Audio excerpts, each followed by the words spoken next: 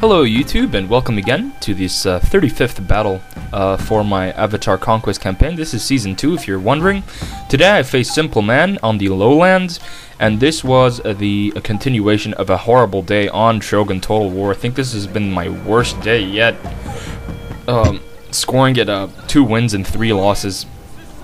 In this battle, my opponent had me outclassed. Yet again, I play a 9-star general. I am 5 stars. And you can see that this is one of the battles where I am leaving my veterans out to replenish. Let's take a look at my armies. Nonetheless, this was a great battle, and my opponent actually congratulated me at the end because he didn't think I'd do as much damage due to the skill difference, and especially now you'll see his army. But anyway, you can see I've got 4 bow samurai at the front. I felt it's important to have a strong skirmishing contingent in a map like this. And then I have 5 katana samurai, again, bulky infantry force. And then 3 Yari Samurai. There's my general, and as you can see, I actually have no cavalry whatsoever on this map. Mainly because I knew things were going to be happening on the river, and mainly because I knew things are going to be happening around buildings. Knew my opponent was outclassing me, so his cav was going to beat me anyway. So let's just take a look at my opponent's forces here.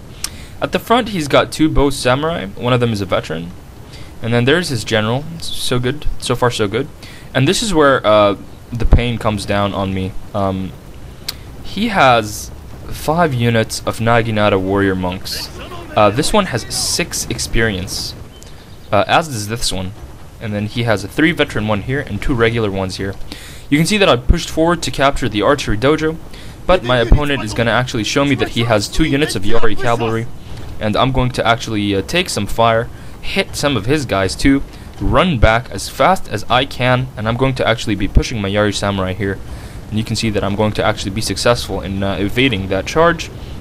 I saw it quite late actually, and it's a little bit too late for my liking. You can see that he's almost caught my bow cavalry, my bow samurai, and there I go. See, I'm trying to engulf him, but he is going to run out of there knowing that it's something that he does not want to fight in. And at this point, I need to run my Yari Samurai out of there as soon as I can to avoid casualties.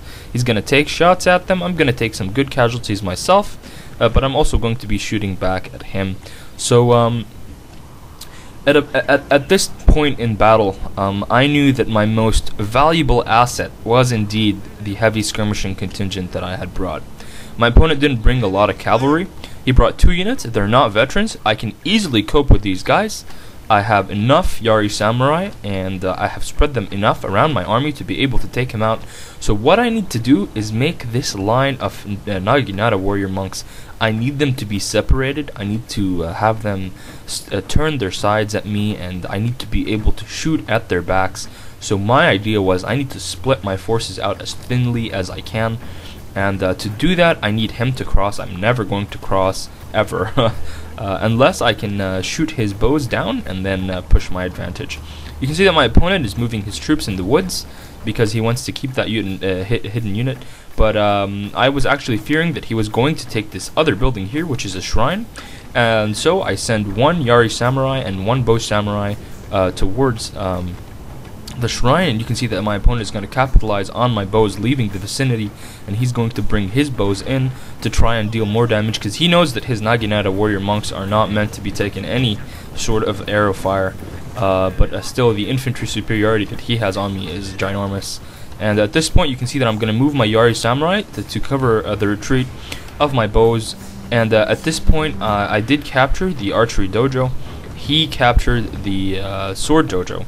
So he has even more charge and more power on his Naginatas. And at this point, you can see he's moving his cavalry to the left.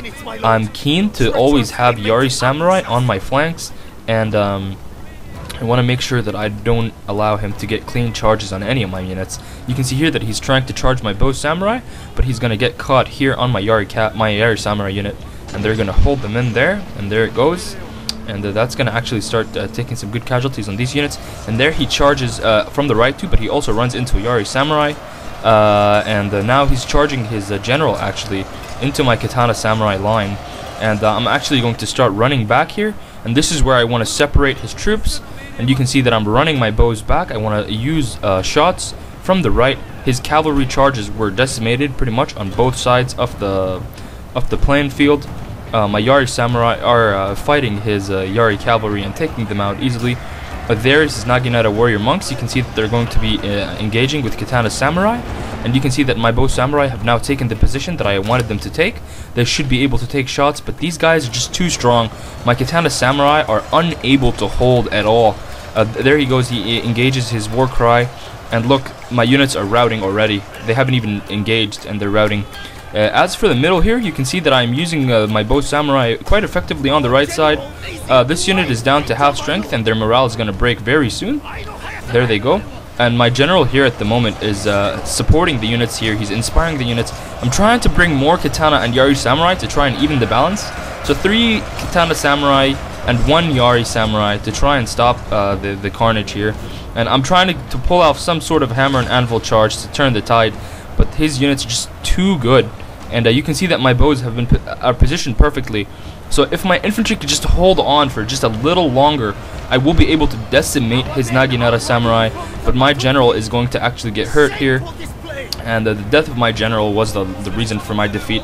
Even though my opponent had an advantage infantry-wise, if I placed my general far away from his bow samurai's reach, I would have been easily able to turn the tide of this battle. And you can see here that my bow samurai are now using their flaming missiles, and they've managed to destroy 2 Naginata warrior monks units. And this little holding force is what I really needed. And you can see that with each volley they take like about 20 to 30 casualties. So my general's death is the loss of me there. It was my mistake, but I was indeed overwhelmed by his forces. Look at this unit, for example. These guys were able to take like they were outnumbered 5 to 2, and they were still able to take those Katana samurai. But anyway, a good game to my opponent. He is kind of abusing the fact that he is higher rank and gets units that I don't have access to. But then again, this is good practice. It's really good practice. As I said, it wasn't like good day. It's not been a super good day, but it's been an okay day. And the reason I'm posting these losses up, I post every loss that I have, is because I want to give you guys the good and the bad. No player is perfect, so with battles like this, you can see how you can cope with different situations. So like my opponent, he has about 4 units left of these Naginata warrior monks. If I just micromanaged my general a little bit better, I would have been able to take him out, because I had the right idea, which is Naginata samurai and Naginata warrior monks cannot stand missile units. You'll just shoot them down, shoot them dead, and they won't be able to do anything. They'll take casualties, 30 men, 40 men per volley. So I did have the right idea. Kudos to my opponent for playing quite well. He capitalized on the fact that I kind of split my forces, and he pushed his advantage. And he also did a charge with his general right into my Katana line, which disrupted me and was kind of like a surprise. But I hope you guys enjoyed that one. Remember to comment, thumbs up, and subscribe. And as always, thanks for watching, and we'll see you guys next time.